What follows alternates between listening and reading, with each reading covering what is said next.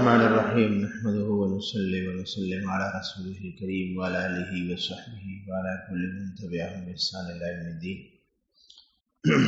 حضرت والا رحمۃ اللہ علیہ یو مضمون دے گناہوں پر گریہ وزاری حیاتی ایمانیہ کی دلیل ہے. خپل گناہوں باندې جڑا دا د ایمانی ژوند دلیل دی چې دا سړی ایمانی لحاظ سره ژوند دی.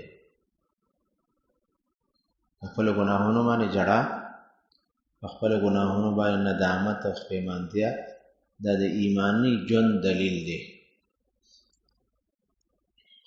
ارشاد فرمایا کہ ماں کی چھاتیوں میں خون بھرا ہوا ہے، جو چاہے ایکس رے کر لے، چاہے آپریشن کر کے دیکھ لے، لیکن جب بچہ پیدا ہوتا ہے اور روتا ہے تو رونے سے ماں کے دل کی ممتا اور اس کی رحمت جوش میں آتی ہے، جس سے اس کا خون دودھ میں کنورٹ ہو جاتا ہے اور محلے والے سمجھ جاتے ہیں کہ بچہ زندہ پیدا ہوا. د مور په سینه کې چې کوم پیوي دا وینوي، اصل کې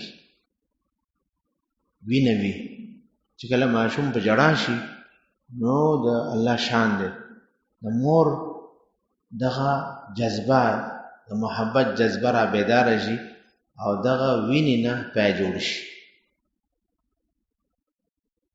حضرت فرمایي که تا ته یقین راځي نو ایکس رے وکړه. دغه زنانه که د سینې ایکس رے وشي دا وینې ټوله لیکن پی نه وي. پی کله جوړېږي چې کله ماشوم په جړا شي. د جړا په برکت سره د مور د محبت او د رحمت دا جذبه هغه داسې روچته شي چې دغه وینه په پیو کې بدله شي. دا یو بین الاقوامي څیز دی، داسې د یو فرد یا د یو قوم خبر نه ده، د ټولې دنیا د زنانو دا صورتحال دی چې دې سینه کې چې دی خو وینه ده. دا پیو کې کله تبدیلیږي چې کله معصوم په جڑا شي. حضرت فرمائے جب بندہ اپنے گناہوں پر نادم ہو کر آہوزاری کرے، اشکباری کرے تو یہ اس کی حیات ایمانیہ کی دلیل ہے، ورنہ وہ مردہ ہے جو گناہ کر کے شرمندہ بھی نہ ہو. چې دا شند بنده کله په خپل ګناهونو نه په جړا شي، الله ته په مینت او زارۍ شي، په سترګو کې اوښکې راشي، دا خبره د دې بنده مؤمن د ایمان دلیل دی چې د ایمانی اعتبار سره ژوندی دی. څنګه چې ماشوم په جړا شو او د مور په سینه کې چې کومه وینه وه هغه پیو کې بدله شوه، دا وینه وه جړا د برکته دا پی شو.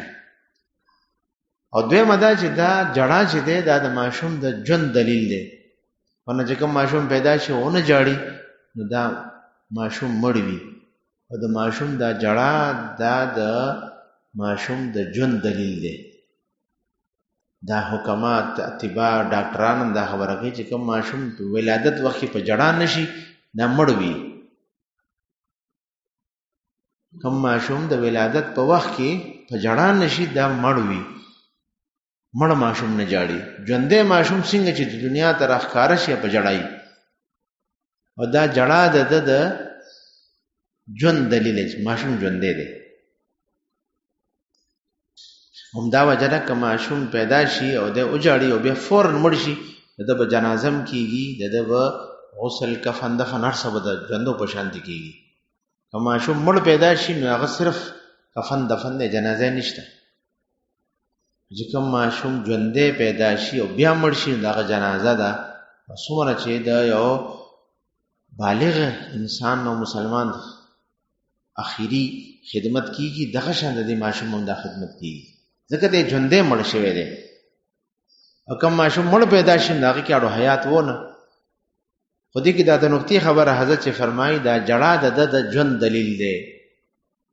دا خبره حضرت فرمایي څنګه چې جسمانی حیات دلیل چې دی دا جړا ده، دغه شانتې د روحاني ژوند دلیل هم جړا ده. د روحاني ژوند د ایمانی ژوند دلیل هم جړا ده. څه معنا چې کوم سړی روحاني اعتبار سره ژوندی وي دی به